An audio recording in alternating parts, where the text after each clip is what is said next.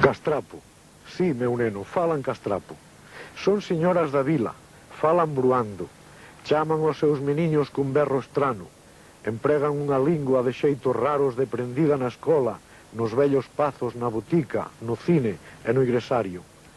Para distinguirse sempre do prove aldeano, interpoñen adrede ese balado entre a casta dos ricos e a dos escravos. Isas máis os meniños anxo xugando ensinan o linguaxe dos castelanos.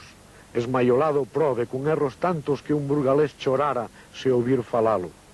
Elas coidan ou parvas que o castelano abriralles camiño aos fillos doado e mañá fará diles cregos, fidalgos. Non saben que o seu circo elles vedado e en Castela tamén o mesmo fado atenaza aos que viven do seu traballo. Atende o rogo, neno, que hoxe che fago.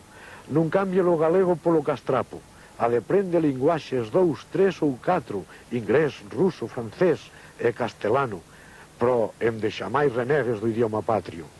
O xeito para barrer o cacicado non será ca humildade, nin con alaudos, que canto máis os loubes ou malpocado, máis te esmagarán iles ben esmagado. A unión da nosa caste fará o milagro. Desvencellados somos parias escravos. Xamós e lacós sobran regalos. O que queira comelos poña ao traballo. Siles son dunha caste, o cacicado, nós somos doutra caste, a do traballo. Siles falan e pensan no seu castrapo, nosoutros falaremos o idioma patrio. Vencellados, meu neno, nós, os escravos, crevaremos o sino en 1000 anacos.